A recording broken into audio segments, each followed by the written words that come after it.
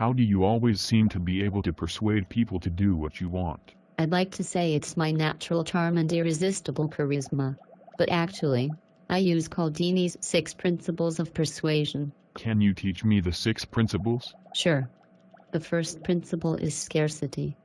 People want more of those things they can have less of.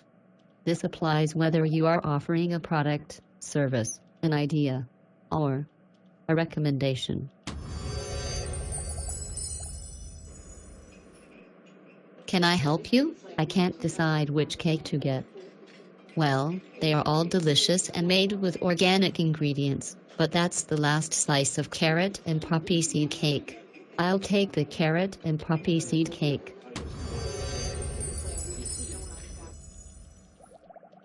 So, it's not enough to tell people about the benefits of what you are offering. You also need to tell them what is unique about it, and what they stand to lose if they don't accept it. Exactly. The second principle is reciprocation.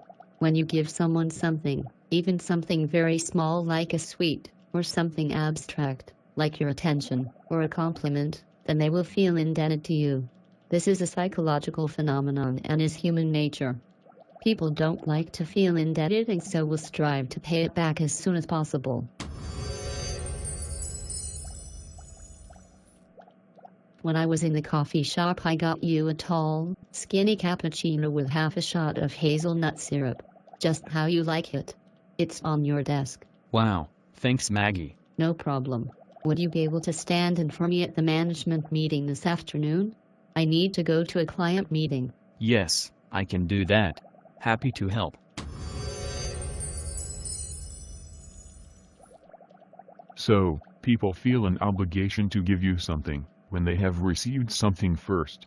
Yes. Giving a gift can be very powerful, especially when it is personalized and unexpected. People are more likely to say yes to those that they owe. The third principle is authority.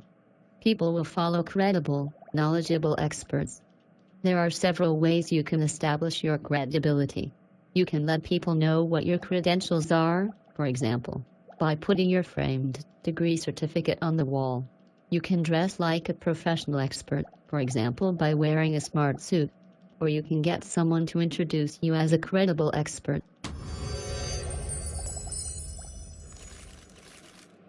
Let me introduce you to Maggie. She has 15 years experience in the field and knows everything there is to know about the VM5000 product range.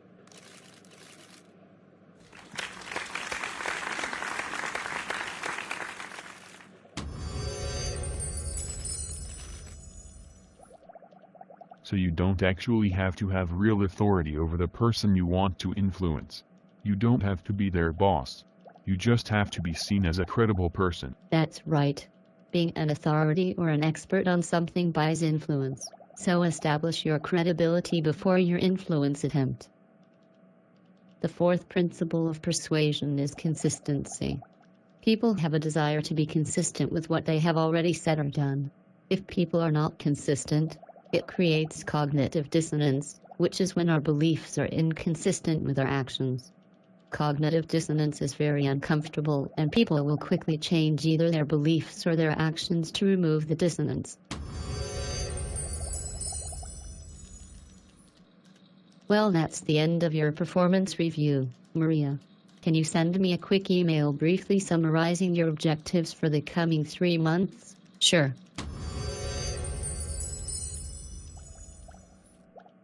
By getting Maria to voluntarily, actively and publicly state what she will do to achieve her objectives, she is more likely to actually do it.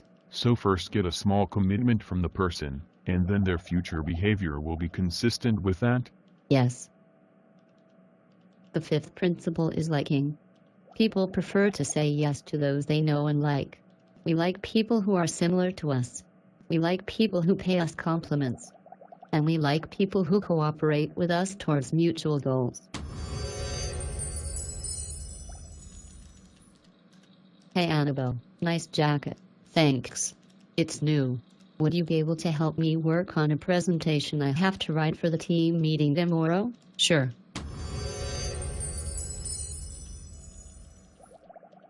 So look for areas of similarity and genuine compliments you can give before you get down to business. That's it. And finally, the principle of consensus. People are more likely to do what others have done in similar situations.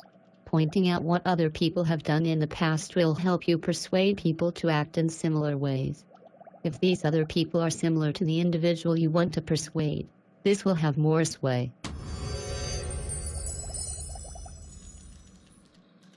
Hi David. Would you be interested in taking part in the company fun run next month? I'm not sure if it's my thing. Someone from the accounts department takes part each year. And last year the junior accountant actually won. Oh, go on then. Put my name down. Great.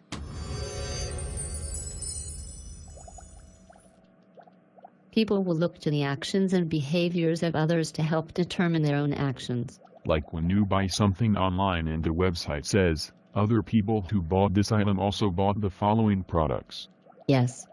That's a good example. Thank you, Maggie. That's very helpful. I have a difficult project to complete and I am just going to find Peter to tell him how great his new haircut looks.